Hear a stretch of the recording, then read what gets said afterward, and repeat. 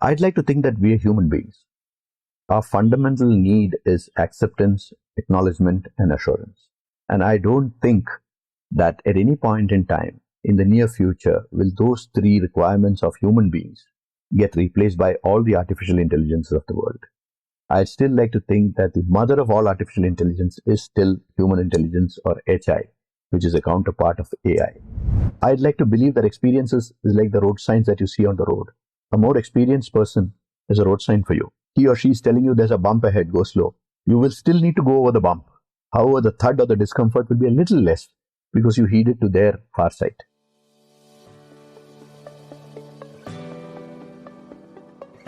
Welcome to Inspire Someone Today podcast, a show where we dive into the stories and insights that has the power to create ripples of inspiration in your life. I'm your host Srikanth, and I'm thrilled to be with you on this journey of inspiration.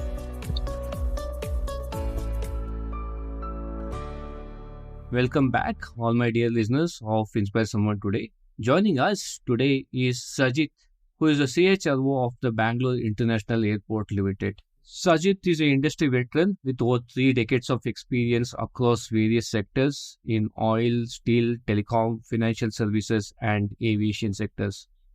He's a seasoned practitioner, a proven people leader. Sajit is on the board of Kepegoda International Airport Foundation, as well as the Aerospace and Aviation Sector Skill Council. An avid reader, writer, and a thought leader. It's an absolute joy to have Sajit on this episode of Inspire Someone Today.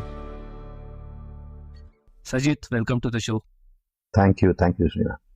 And I'm glad to be here, my privilege, and thank you for calling me over.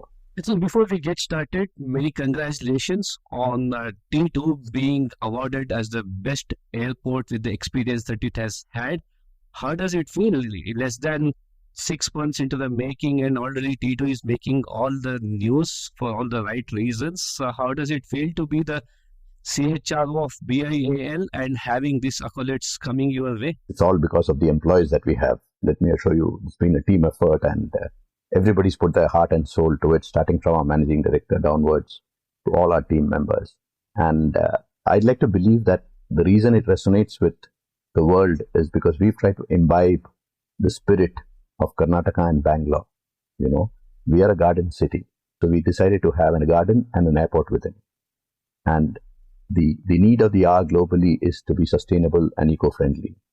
So we've tried to use as much as possible materials that are eco-friendly, and tomorrow's generation will not have to worry about the negative effects or the adverse effects of the material that we've used. That's something that was kept in mind and was built. And I'd like to think that that's what is actually reflected in the appreciation that has been coming our way because of this. Wonderful. If our listeners were to kind of not believe there is a garden in the airport, not true. You have to kind of be at Bangalore's Terminal 2. Sajit is a CHRO of Bangalore International Airport Limited, and he and his team very recently won the best airport from an environmental and interior design experience standpoint. With that said, Sajit, one of the stuff that I have kind of seen that you associate very much with is this whole quote from Simon Sinek, which is, be the leader that you wish you had. And it's a very powerful statement. That's something that each of the leaders should be aspiring for. What has been your experience working with so many leaders across multiple sectors? And how does this whole life lesson come into being of you associating with this phrase? I've been very lucky. Let me tell you that I've been very lucky that I've had some wonderful leaders who guided me along the way. Even today, I still reach back to some of them, in case I have a quandary or I have an area that I think I need a reaffirmation. And a couple of things that I've noticed among all of them is that there are certain common, very strong traits that they all exhibit. First and foremost, they have a very, very high level of integrity. You can trust them completely. The second one is they exhibit a very high level of empathy in the most adverse of situations. They do not let go of their empathy. You do not have to worry whether they will think of it otherwise. Last but not the least, they ensure that at all times you have their unconditional support. Now, when you know that you have somebody backing you that way, it gives you an additional boost to anything that you're doing, to go the extra mile, make that extra effort. And in turn, let me tell you, that cascades down to every single member of the team thereafter. Because my bosses or my superior has told me that I can do X or he'll back me up, I am able to exhibit the same level of confidence and commitment to my team. So in many ways, it has a complementary cascading effect. And let me tell you, the last mile or going that additional mile comes from that kind of support, and that kind of encourages the team members to really do the best that they can and go a little beyond that. So for me, that has been the most impressive. And then, like I said, I've been lucky to have multiple mentors and bosses who have been that way.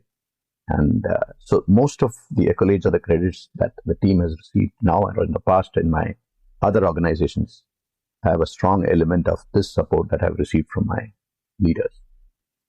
You mentioned a couple of things here that even after 3 decades of your overall experience, you still go back to some of your bosses, mentors for inputs, for guidance. And second element of it is the need to demonstrate some of these traits. This is by default. Any leader who is out there should be demonstrating traits of integrity, of empathy, backing the team. How easy or difficult for you to go back to your past bosses, past team members to seek guidance? And my second part of the question is, for you it was easy to observe all of these traits because you're seeing these leaders day in, day out. And in the new world order that we are in, where you don't get to see your team or the leaders on a day in, day out basis, the hybrid world, how can a leader demonstrate some of these leadership traits in a changing world order? Okay. Yes, I have absolute confidence and comfort in going back to them. That's the reason I consider them my leaders. They are unconditionally there anytime, all the time for me. And I hope and pray that few of my team members with the various organizations that I've worked with can count on me in the same way. Because if I've done that, then I'd like to believe that I've been able to in some way contribute to their success. Now, coming to your second part of the question, I'd like to think that we are human beings. Our fundamental need is acceptance, acknowledgement, and assurance. And I don't think that at any point in time in the near future will those 3 requirements of human beings get replaced by all the artificial intelligences of the world. I'd still like to think that the mother of all artificial intelligence is still human intelligence, or HI, which is a counterpart of AI, which is the most in vogue terminology today. Having said that, as human beings, we need at all times the comfort and the confidence. We are social human beings, and we need social acceptance. And superiors, peers, and other team members, when they acknowledge and accept and reconfirm what we believe in what we say and do, that I'd like to think continues to be the most important driving force for human beings to move forward. And as long as that requirement exists among human beings, I'd like to think that this reassurance, reconfirmation, and what is the confidence that you draw from these seniors and elders and people who've been with us earlier? They've been there, they've done that, and they have kind of succeeded. So that reassures you that you are going in the right direction by seeking their insights, inputs, and reaffirmations. And technology, I don't think, will really replace that bit of requirement that we human beings have at all times. So the human element still plays a part, still plays a role. And you did mention that because the leaders whom you worked in the past created that space for you to go back, and you had that opportunity to go back and connect with them. And for a lot of our listeners listening to this conversation, Sajit, one of the biggest challenges that I see is that very point of hesitation of going back and checking. For those of our listeners, what would be your recommendation? How to stay connected? You change jobs, you move on to different roles, but there are things that you have learned, or there are things that you would want to learn, and you feel, how I wish I had Sajit around me. So for those individuals, what would be your recommendation to stay connected, to kind of continue the learning process, continue the mentoring process? I think there are 2 things that I'd mentioned here. We need to be authentic. We need to be willing to be vulnerable. When you start a relation with your existing team members or your superior, whoever, if we can be authentic in the sense saying that these are the areas that I think I need your support, these are the things that I would do for you, and then stick to them. that builds a very high level of confidence between two human beings. Because simply put, it means the boss knows that I say what I do and I do what I say. And it's a matter of time before it'll get reciprocated. The second is the fact that we need to some extent, drop our invincibility or seeming invincibility and accept our vulnerabilities. The moment you are vulnerable, you are also reaching out to somebody to say, hey, I need your support, guidance, or help to succeed. So end result is still very selfish. So I don't think we need to be really concerned about the fact that do I look inefficient? Inefficiency is different from vulnerability. Vulnerability is seeking guidance to improve myself, to be better, to be more successful. It's not inefficiency. So if we could build that bridge and continue to do that, even in a hybrid model of working, and it also gives confidence to the superior, because he or she gets the confidence that my team member is confident enough to reach out to me to seek help, to seek my support, and seek validation of what they're doing. And I think this should continue, because the geographical distance should at no point in time be a reason for you not reaching out, because this is an emotional support or a connect that we seek to succeed. So well said. Geographical distance shouldn't come in the way of building those bonds or nurturing those relationships. And what has been your own experiences or memories of traits that you imbibed from your leaders in the past? I can tell you, in the first job, I worked in the central government, and I still remember there was one very endangering encounter that we had. I was in one of the intelligence services, and after one of those very, very serious encounters that we had, where we had to raid and in mid-sea some antisocial things and seize the contraband that they were carrying. After the completion of that, when we came back, we discovered that one of our team members had been lost in the middle of the whole thing in sea. We later realized that we had lost him. The person had drowned. When I came back, I still remember my boss was waiting for me, my reporting manager. All he did was he stepped forward, hugged me and said, "Don't worry, I'm with you." Now, when you have a team where you lost a team member and you're coming back, and don't forget, this is central government service. In moments like that is when you have that unconditional support. That's the word I use, the unconditional support. I'm with you. I back you up. Through hell or high water, I'm here for you. And a lot of time, that's a powerful and a lot of time, that is more precious and important than all the Oscars of all the Nobel Prizes in the world at that moment in time. So that's something that I've imbibed. If you back somebody, do so unconditionally and completely. And the good news is that we human beings are a bit of a gossip mongers, So if that is done repeatedly in various organizations, trust me, before you know it, your reputation will precede you. People will look forward and they will take it for granted. And a lot of times it becomes a matter of confidence that when you join a new team, there are some things that you're known for, and they take comfort in that, and which automatically becomes a bit of a cohesive agent, makes it easier for the teams to bond around you. This has been my experience. I think that's a good one. Your reputation precedes you. And from that standpoint, the whole meaning and definition of what success is, what output is completely different. It's no longer about a title, about a role, about skill set. It's a completely new paradigm out there. So what, according to you, is the definition of success? Okay, I've grown up with this little poetry that I read when I was a 7-year-old, which hung on the wall of our house. So if you permit me, I'd like to read it out. It's by this famous American philosopher called Ralph Waldo Emerson. Please do. It says, to laugh often and much, to win the respect of intelligent people and the affection of children, to earn the appreciation of honest critics, yet endure the betrayal of false friends, to appreciate beauty, to find beauty in others, to leave the world a little better, whether by a healthy child, a garden patch, or a redeemed social condition. To know that at least one life has breathed easier because you lived here. This is to have succeeded.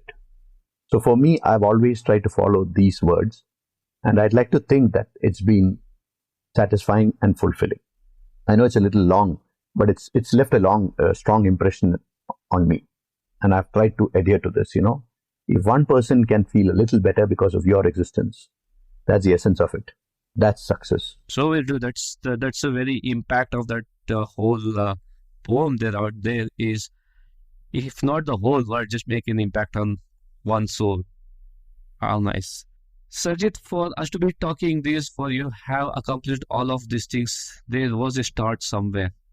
There was that seed that kind of opened up to be what you are today.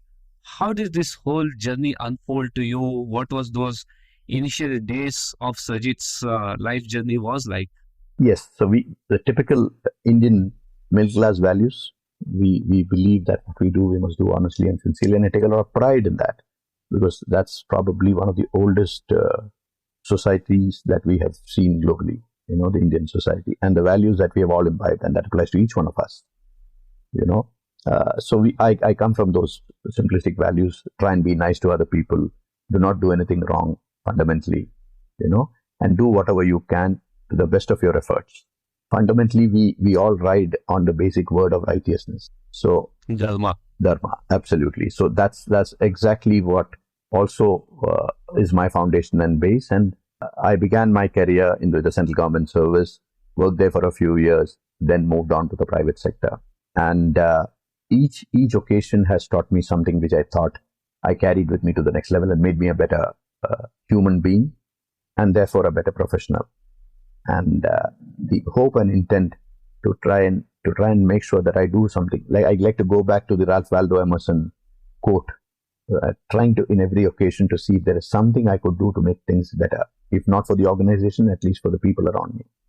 And that was one reason why human resources has been kind of my calling, despite having been an intelligence officer at the beginning of my career. And we did touch upon this, your current role as the CHRO of Bangalore International Airport, the most happening sector where there is non-stop action day in, day out. From that standpoint, how is the day in the life of the CHRO look like? Oh, let me tell you, it's as simple and as straightforward as any other CHRO's role in any other industry. We're all dealing with human beings. But yes, there are some unique things that we have the opportunity to do in an industry like aviation and airlines. It's a high-tech industry, and the average passenger still has a certain element of apprehension when they go to, take for a moment, look at it like this. The level of anxiety that you have if you were to go to a railway station to catch a train would be far lesser than what you would have if you were to catch a plane. It's more timely, it's more time-bound, there's more statutory processes to be completed. As airport operators and as members of the family which run this airport, it's imperative that we be sensitive to that. And we try and therefore make sure as a team, and this is what our teams have always ensured and focused upon, is to make the passenger experience a little better, a little more comfortable. And how do we do that? By ensuring that whatever we do, we give the comfort to the passenger or the customer that we are on your side. We are in this together. And as long as that spirit is imbibed in each member of the team, we think we will be in a position to do something that's worthwhile and make the experience of the customer or the passenger worth remembering. Just as the saying goes, that the hand that rocks the cradle rules the world. We believe that if human resources as people managers, we make our employees smile, they'll in turn ensure that the passenger smiles, the customer smiles. So that's the spirit in which we operate. Nice. That's a very nice way of looking at things. And more so, this was the sector that got impacted during the pandemic time period, and post-pandemic it is brimming up with action and whatnot. Again, how easy, how difficult it was to kind of help people in this sector to connect back, to kind of take the learnings from the pandemic. You did mention that this is one of those sectors that is highly, highly regulated, and from a statutory compliance standpoint as well. So how was the world post-pandemic, and what specific things that you had to do in terms of getting people back on their feet and cater to a new world out there? Okay. Yes, the pandemic was probably the greatest learning that we've all had in our entire careers. It probably taught us what was not there even in the syllabus and the curriculum. It was unheard of. Actually. Out of syllabus. Yeah, out of syllabus completely, So we had to learn every single day, take every single day as a new learning, anticipating, hoping that there would be something there wouldn't be anything that is different or unique. And we tried to address each day with our basic values in place. We ensured that our people and our processes were not in any way deviated. We tried to stick to the basic and adhere to the fundamentals, which actually again gave a high level of confidence and comfort to the team members that nothing will change. We're all in this together. And as management of BIAL, they also ensured that, we didn't in any way do anything that is drastic or adverse, which impacted any of the employees or any of the processes. We waited. We kind of lived out the difficult times together, and we continued from where we had to leave out. We were enforced to leave out or stop operations. So the moment that happened, the good news is that because nothing adverse or drastic was done by the management during the time of the lull, the team had the confidence to come back because we stood together, and when things improved, it wasn't very difficult. Employees were, and we'd also ensured that medical requirements and all safety measures were in place and they were all adhered to. All cases wherein the pandemic had impacted families, we ensured that they were given all necessary support. And that was another reassurance that enabled us to make sure that the people came back as soon as they were required to come back to start operations again. Great. And it's great to see how the whole sector has bounced forward.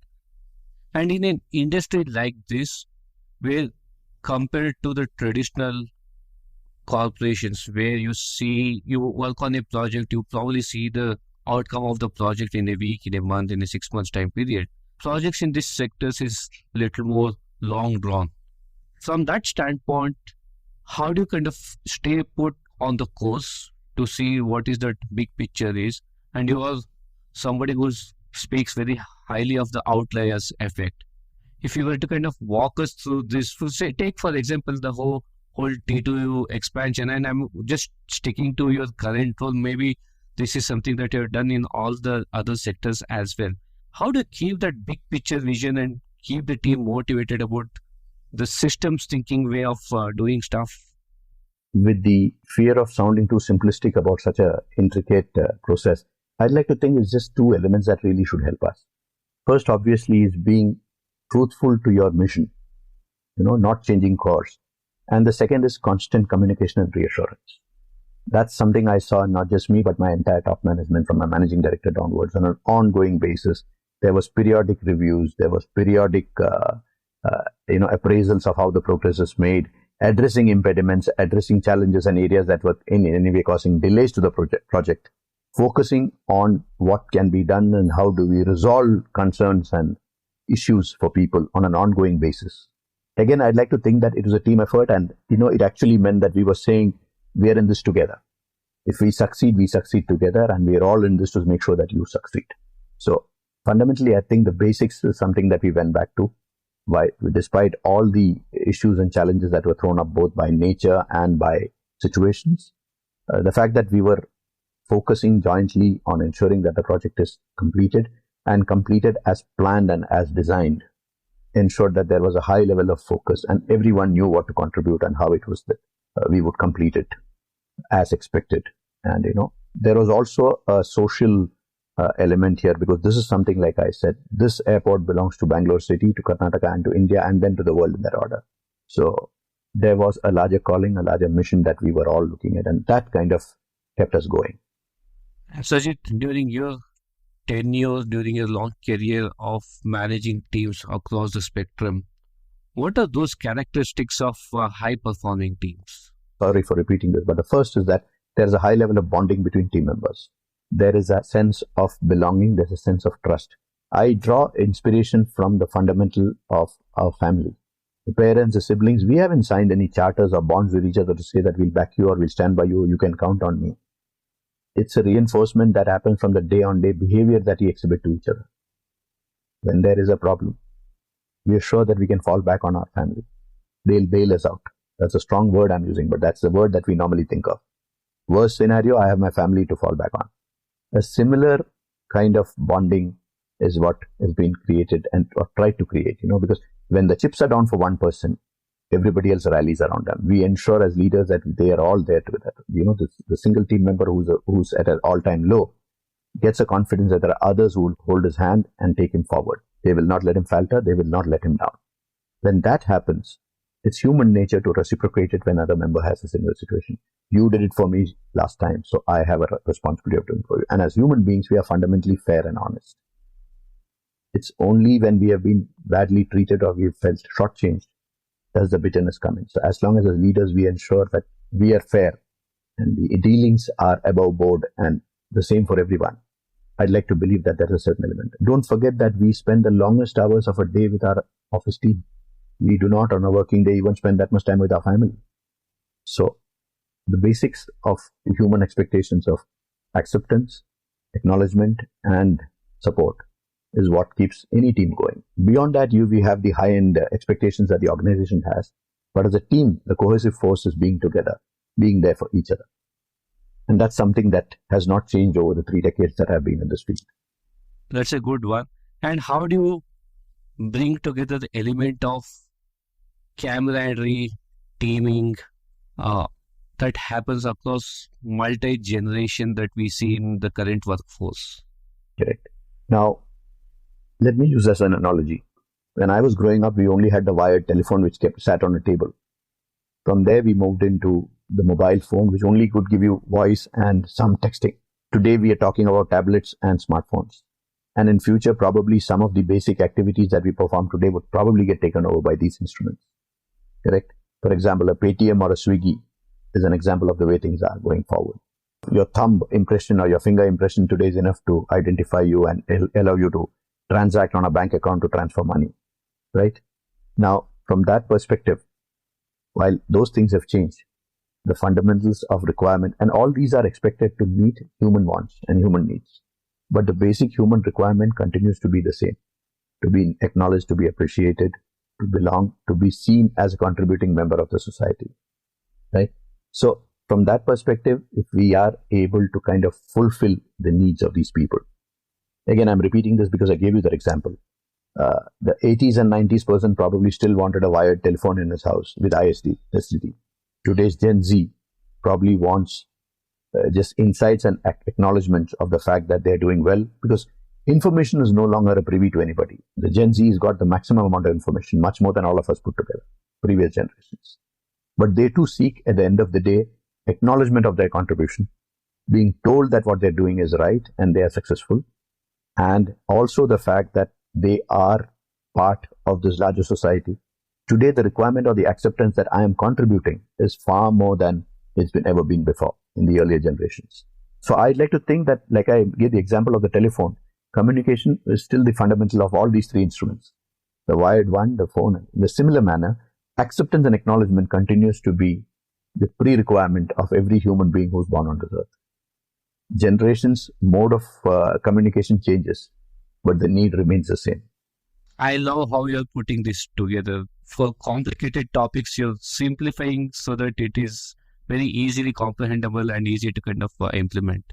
So I'd like to think that we are human beings, and as long as we stay human beings, the basic needs, expectations, and wants are the same. The wrappers are different, the packaging is different. So here we are with Sajit, the CHRO at BIAL, talking to us about leadership lessons, talking to us about success. And we are in the power of three round. The first of the power of three round to Sajit is, Sajit, if there is 3 advice that you were to provide to your older self, what would those 3 advice to Sajit 5 years, 10 years from now would be like? Don't worry about the future. It will unfold itself. Second is, enjoy the moment. This will not come ever again. Third is, I'd like to use this quote which says, "Ke sera sera, whatever will be, will be." Oh, nice. So, 3 book or podcast recommendations for our listeners. First, I think would be Papillon, the book about a prisoner who escaped life imprisonment and changed his world. It's a novel, but it's based on a real life story. So it actually gives you insights about how a human mind can turn devious. It's also an insight of psychology. So that's the first one. Second one is Man's Search for Meaning in Life. So that's the second one. And the third one, I'd like to think, much as I may sound a little religious bended mind, but I think the Bhagavad Gita. I call it the original book of FAQs. So These, I think, are the three books. And the third book that I recommended has nothing to do with any religion. It actually answers the predicament and situations that are faced by every human being in life. And majority of the meanings or the interpretations are available there. It's a lifestyle book more than a religious book.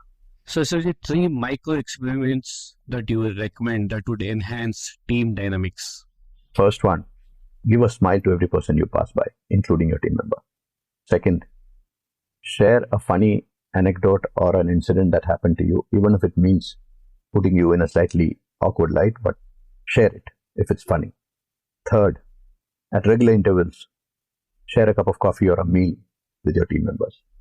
Like I said, it's simple and it's still profound. Thank you. Continuing on, if there is no limitation, who are the three leaders you would love to have lunch or dinner with? I think I would have probably loved to have a meal with the father of our nation, Mr. Mahatma Gandhi. That's the first one. Mm-hmm. The second one would probably be John Lennon, the member of the Beatles group, who was the most philosophical of the four. And third, I think, would have been Swami Vivekananda. Wonderful list there, Sajit. What are the three leadership traits that you have so dearly made it your own? I try and make sure that I stay honest and adhere to integrity at all times. That, I think, is the foundation of anything that is related to life. Second is empathy. Try and see the other person's point of view. And third is be cheerful. Nothing is worth worrying or frowning about in life, because tomorrow never knows. Be in the moment and be cheerful are two things I definitely take out from this segment. The last of the power of three round, Sajit.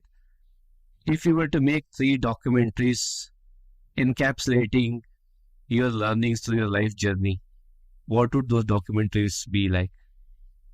I'd like to think the first one would be life is like a rail journey. Okay, we enter the compartment at a particular station. We do not know the station that we was expected to get down. So while in the compartment, be courteous, be nice, enjoy the company of the others in the same train, because we never know when the other passengers would leave. So make the most of it while you're with them. Second would be the ability to probably be yourself, which is a very, very difficult thing to do. We are so influenced by society, by peers, and everything around us. We sometimes tend to outgrow ourselves. Because let's not forget that each of us are here on this earth to play a role, to contribute. And attempting to be anything other than yourself may almost certainly lead to failure. So being ourselves, I think, is the second one that I would think of. Last and not the least, I think sound and music is the gift that nature has given to us in the form of chirping of birds, sounds made by animals, our own voices, and of course the advanced version of music that human beings have been able to grow into. So enjoying that contribution from nature, I think we do too less of it. And if you see, our ancestors always ensured any joyous or sad occasion was accompanied by some form of music, including chanting of hymns. There was a sequence and a rhythm to it. So I think we need to appreciate and include sound and the importance of sound in our lives a little more. That was a part of three round. Sajid, thank you so much for that. And in all of the conversation that we had prior to this discussion also, you have a bit of fondness towards nature. You try to drive a lot many things out of nature. And one of the interesting piece that you did mention to me was this whole concept of motherhood versus an animal kind of an analogy. If you can just walk me and walk our listeners through that, what is that, and what made you to kind of come up with that kind of an reference? See, even we human beings, so fundamental as a human resources person or a person who deals with human beings, is understanding how human beings seem to have evolved from the other species of animals on this planet. All right, we consider ourselves to be superior to all of them because we've made materialistic advances to improve our so-called perceived comforts. But the recent occurrence of the pandemic is a reminder that we may not be right all the time. Majority of the things that caused the pandemic was probably triggered by human invention. In more ways than one, we had to go back to being isolated, to being living within the four walls or the so-called our own shelters, not interact with others. So while nature reset itself, I'd like to think that this was something that nature had planned for us so that it could reset itself. And those numbers are being seen by the greenhouse effect and the other things that have actually improved owing to the quarantine and the isolation that the COVID or the pandemic forced all of us to absorb or imbibe. Having said that, I've often viewed and understood that animals do not have many of the man-made problems that we face. We believe that advancement or improvements in medicine and technology has made our lives better. But I'd like to quote the example that I often do. We rarely come across a three-legged lion cub. We do not see a giraffe wearing glasses like you and I are wearing today. Nature has its own way of endowing us with what is expected for us and what is required for us. And as human beings, somewhere I often sit down and wonder, have we tried to overtake nature's law and regulations and therefore created more trouble for ourselves, right?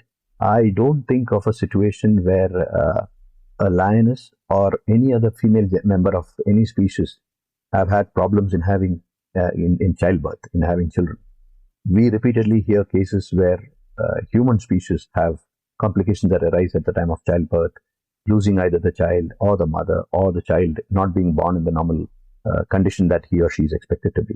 So this analogy sometimes forces me to think that maybe we need to slow down a bit, listen a little more to nature. And I take the inspiration from the fact that a generation ago, our forefathers were more grounded and more closer to nature. And the interesting part is most of the modern day MNCs, which provide us with oral hygiene and healthcare, are going back to the basic elements. You've got toothpaste now talks of charcoal. Our forefathers used charcoal to brush our teeth. And then when we were invaded by another more powerful rule, they said this is bad and you must adhere to what we do. Now we've come a full circle. So we've got neem being used for creams on the skin. We've got charcoal being used for toothpaste. And it's these same Western MNCs who are reminding us of that, which in a way is good because that means we are coming a full circle and what our forefathers were practicing is not completely wrong. And nature finally, I think, is the foundation to which we need to return. This reminds me of that saying, ashes to ashes, dust to dust. We'll finally all reach back to that small patch of earth somewhere from where we originally began.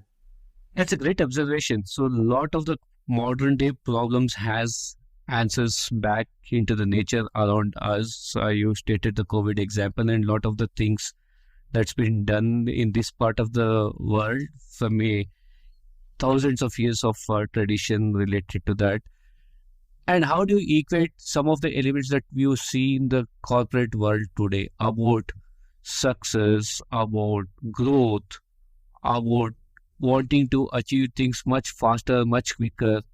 So what is the corollary there? What is your take on that? And any inputs, any suggestions on how do you deal with some of these things, particularly a lot of the youngsters, the whole FOMO that we're talking about, right? How do you kind of bring in that balance between nature and the whole FOMO element of it? Okay, as a 10,000-year-old society, I think the dichotomy comes in from the fact that we're trying to copy or ape a 250 or a 300-year-old society. So while it's interesting because the majority of people are doing it, and we normally tend to have the herd mentality, because everybody's doing it, I do the same. All right.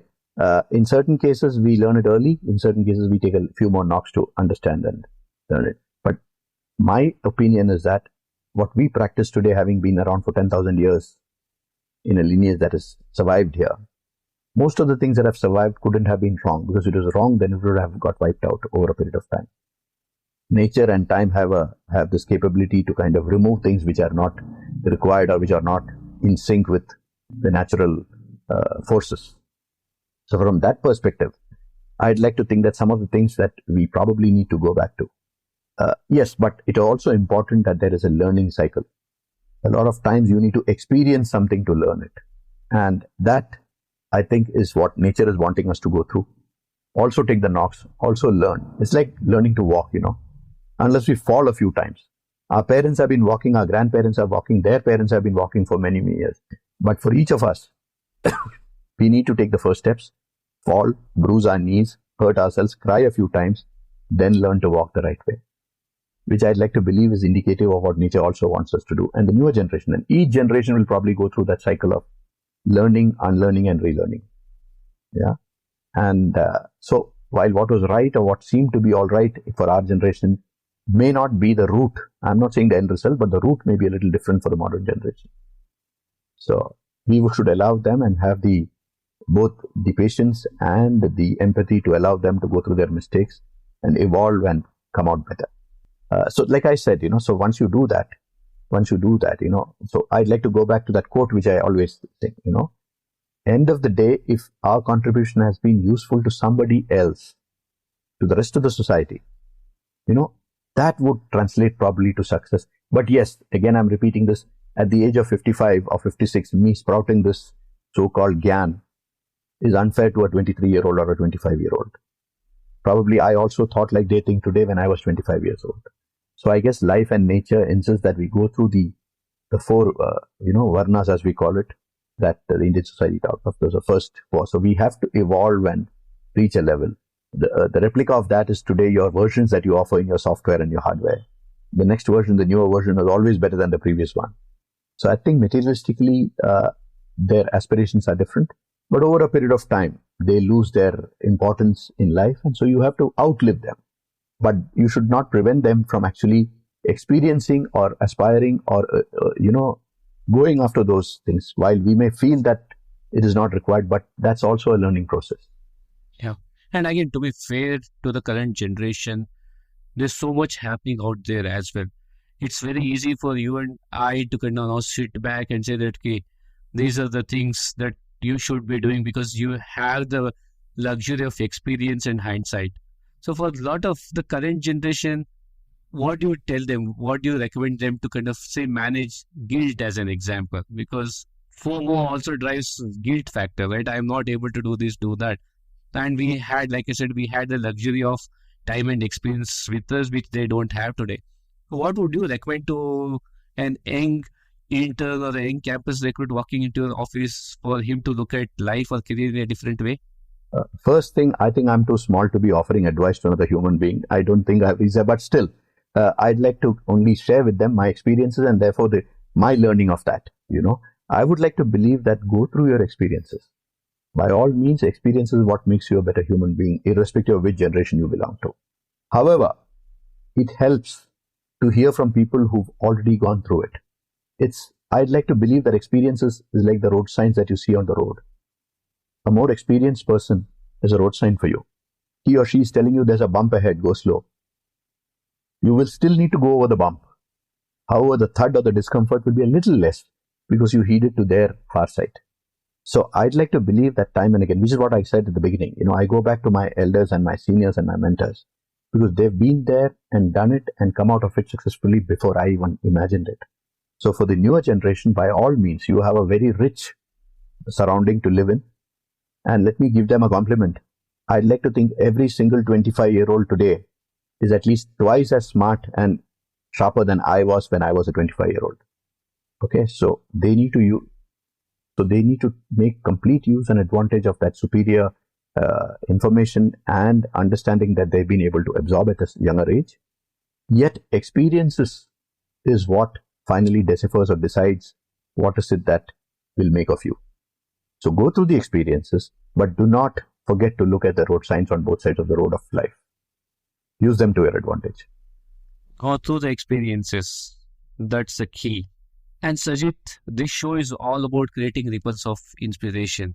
Before we sign off, what is your Inspire Someone Today message to all of our listeners? Be yourself. Enjoy the journey. Be nice to other people. Thank you for joining us on this episode of Inspire Someone Today. This is Srikanth, your host, signing off. Until next time, continue to carry the ripples of inspiration. Stay inspired, keep spreading the light.